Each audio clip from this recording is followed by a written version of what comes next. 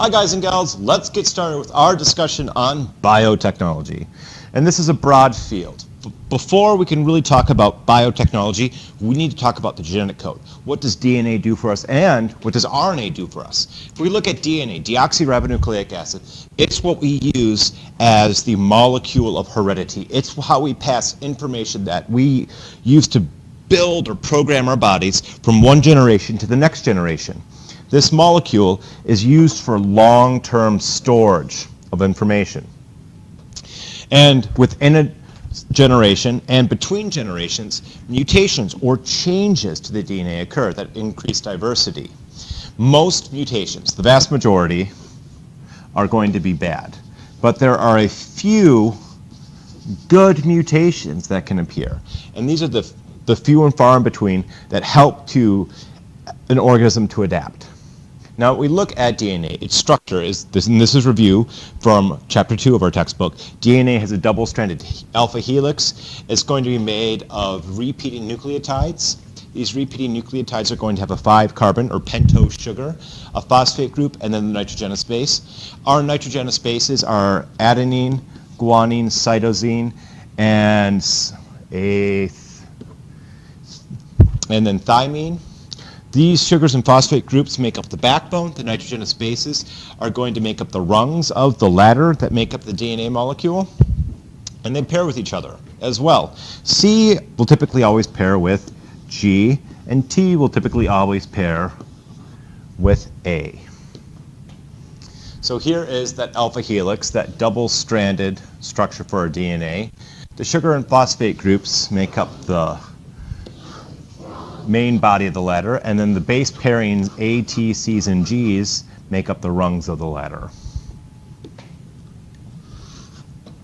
When we replicate DNA in a eukaryotic cell, or in any prokaryotic cell, any cell in general, we're going to first need to unwind that double-stranded portion of the helix. To unwind it, we need to break the hydrogen bonds that hold the nitrogenous bases together. There are 2 hydrogen bonds that hold A and T together, 3 hydrogen bonds that hold C and G together. After breaking those hydrogen bonds to unwind the DNA molecule, we need to add new DNA subunits to those single-stranded molecules. That's done by an enzyme that makes a polymer of DNA. That enzyme is called DNA polymerase. And the new double-stranded helix is made out of 1 new strand and 1 old strand. And since it's half new, half old, this is known as semi-conservative replication. As we make these new strands of DNA, because of the obligatory complementary base pairing rules, the sequence of bases is going to make each daughter strand identical to the parent strand. And the little tiny changes or differences in between one person's DNA strands to the next person's strands of DNA are what make we as human beings and individuals unique from each other. So during DNA replication, we need to unzip the DNA, and then we need to add new base pairs to the single-stranded fragments, and this means that we go from 1 double-stranded piece of DNA to 2 double-stranded pieces of DNA. And those new pieces of DNA are half old and half new. That's known as the semi-conservative replication. RNA is similar yet distinctly different from DNA. Our RNA stands for ribonucleic acid, and it's a single-stranded molecule in most situations. It'll have the same sugar-phosphate backbone that DNA does, with some slight differences in the sugar. And instead of having A pair with T, in RNA, A pairs with U. Cytosine and guanine will still pair with each other, though, within RNA. RNA has different functions in the cell depending on the kind of RNA we're looking at. And this is a simplified version. There are other kinds of RNA in the human cell that we are not talking about right now. But the 3 big ones are mRNA, messenger RNA, ribosomal RNA, and transfer RNA. When we look at messenger RNA or mRNA, this is the RNA that carries information from the DNA in the nucleus to the ribosomes. So this is how we transfer the long-term storage, the information that's being stored long-term in the nucleus to the cytoplasm of the cell, where we can use that DNA to make a protein. Ribosomal RNA will bind to messenger RNA and is used to help make proteins. Transfer RNA, or tRNA, is used in this process of making the proteins. tRNAs are going to carry individual amino acids into the ribosome to be added to the growing protein molecule. So if we look at a generic RNA structure, it's still going to have a sugar phosphate backbone.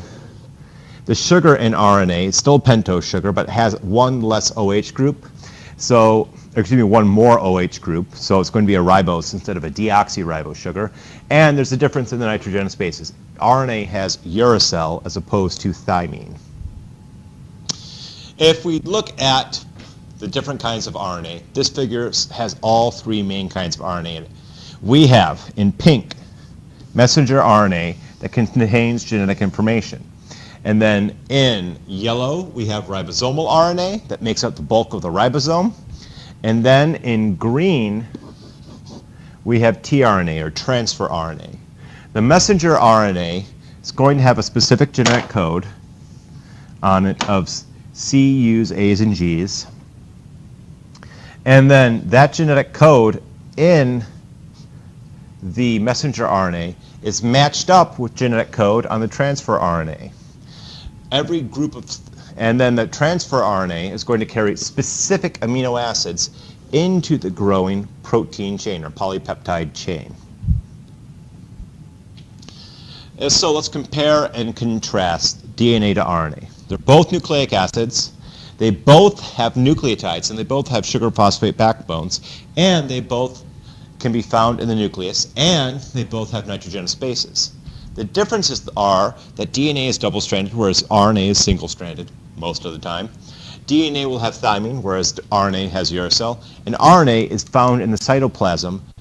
DNA is never found in the cytoplasm. So, guys, gals, concept check. DNA stores information, whereas messenger RNA, blankety-blank information.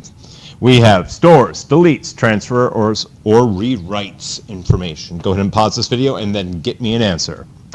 5, 4, 3, 2, 1.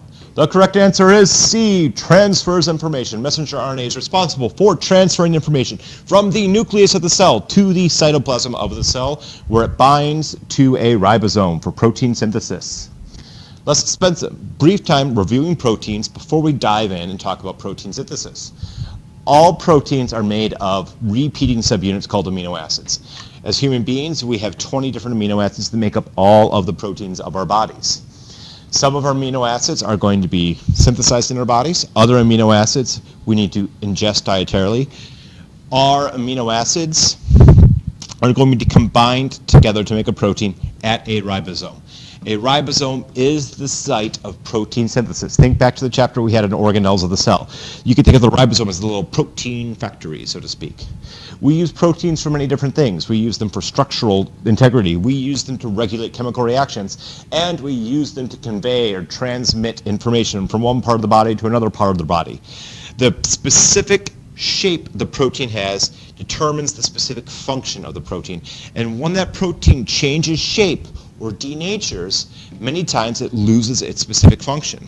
A common way we can denature proteins is to heat them up really hot. And this is why when we heat up food to cook our food, the food becomes tender or easier to digest because we've denatured many of the structural proteins, and it helps to sterilize our food because we've denatured the enzymatic proteins that keep the bacteria alive in our food. Now, when we make a protein, there are two big steps. This is oftentimes referred to as the central dogma of biochemistry. We go from DNA to RNA, that's step one, and then step two is from RNA to protein. So let's talk about step one. Step one is known as transcription.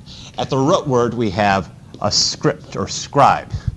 In ancient times, a scribe was a pretty respected profession, and your job was to copy information down. We didn't have printing presses. We didn't have printers or computers. You had to handwrite all of your books and documents. And a scribe was the person who did that. When we transcribe information, we copy information from the DNA to the messenger RNA. As we do this, that messenger RNA is going to have its information broken up into chunks of 3 nucleotides. Each chunk of 3 nucleotides in the messenger RNA is known as a codon. And then during translation, we take that information from the messenger RNA and we change chemical languages. We change it from the language of nucleic acids to the chemical language of amino acids. And during this translation process, we make the protein specifically. So during translation, those codons in the messenger RNA are used to code for very specific amino acids that make it into the protein molecule. As we look at the messenger RNA molecule, we have 4 nitrogenous bases, and a codon is made of 3 adjacent nitrogenous bases. So if we take 3 to the 4th power, let me think here. 3 times 3 is 9, times 3 is 27, times 3 is 60, scratch that. We take 4 to the 3rd power. So 4 times 4 is 16, times 4 is 64. We have 64 different codons available in the human being. And this is based off of our genetic code. Now, if we look at this genetic code, we have 64 codons that code for 20 amino acids. So there's going to be some redundancy within the genetic code. For example, we have 4 codons that code for serine. And other amino acids, though, will only have 1 codon. For example, methionine down here is only 1 codon. And for my physiology students, this is one of the few codons that I ask them to memorize. There are also some codons that tell the ribosome to stop adding amino acids. Those are known as the stop codons. For your upcoming lecture exam, I expect you to be able to look at a sequence of DNA, tell me what the sequence of messenger RNA is based on base pairing rules, and then use this codon cheat sheet to tell me which amino acids are going to make it into my protein. Do not memorize this codon cheat sheet. I will give you this codon cheat sheet on your test. So let's talk about step 1 of protein synthesis, or the central dogma, transcription. We need to separate the DNA molecule temporarily to go from a double-stranded to single-stranded. And once we do that, we can then make the single-stranded messenger RNA molecule, or mRNA molecule, that then extends out from the DNA. And then that DNA molecule can be relinked together. After that messenger RNA is made, it needs to be modified slightly. That messenger RNA will be capped with a bunch of adenosines. This is known as a poly-A tail. And then sections of that messenger RNA are going to be removed and edited out. Those regions that are edited out of the RNA are known as the messenger RNA, are known as the introns. The regions that we keep in the messenger RNA molecule are known as exons. So exons stay in the messenger RNA. Exons are the regions that stay. Introns are the regions that are removed from the messenger RNA. So if we look at this figure from your text, we have a chunk of DNA that's used to make messenger RNA. That messenger RNA is then pre-processed. We have a cap put on the 5' end. We have a bunch of adenines put on the 3' end. And then we remove the introns. And then we're left with regular messenger RNA that's been edited, which then exits the nucleus to go to the cytoplasm of the cell.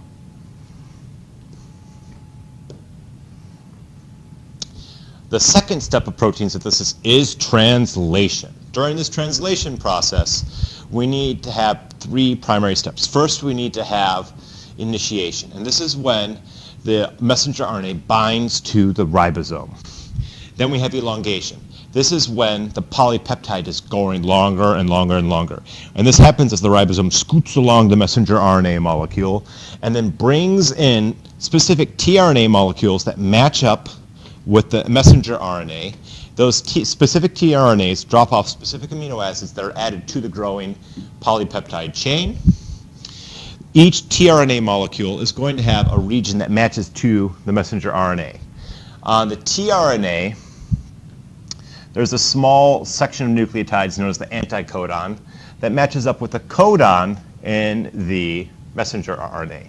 So tRNA and messenger RNA will complementarily base pair with each other.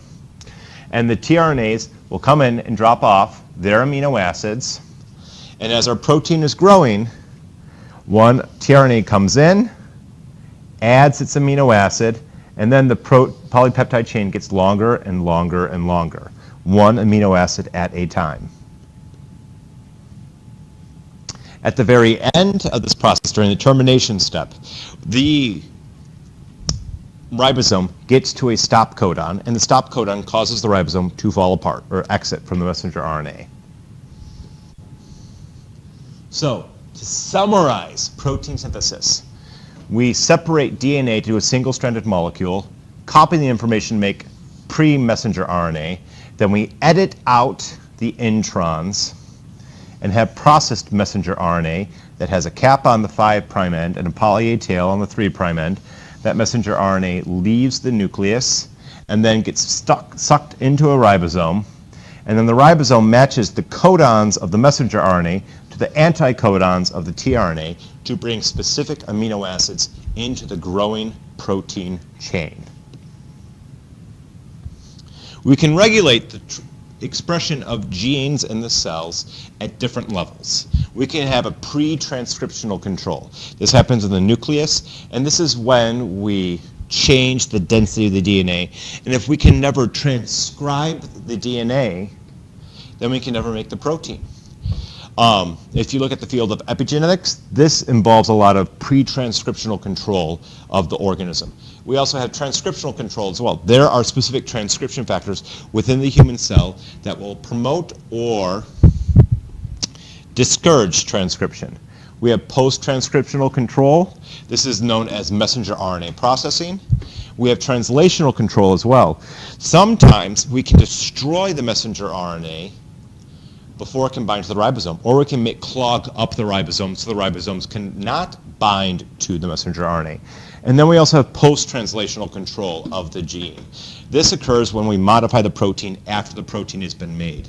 Common examples of post-translational control include heating up to denature. So our 5 levels of gene control include pre-transcription. We keep the DNA too tightly wound. We have regulation at the transcriptional level. We have regulation at the translational level. And then we have regulation at the post-translational level where we destroy or denature the protein.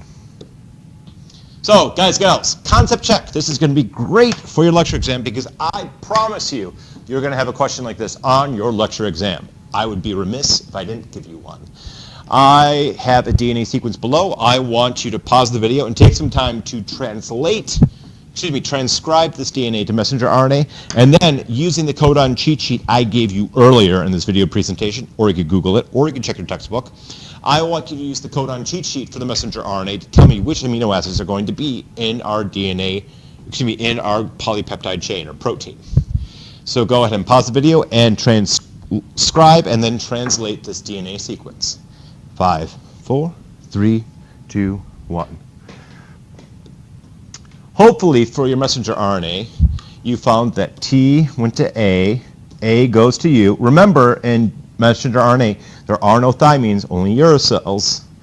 C to G, C to G, A to U, A to U, G to C, C to G, T to A, so on and so forth. And then based on the codon cheat sheet, you should have had methionine, valine, arginine, threonine, and then a stop codon.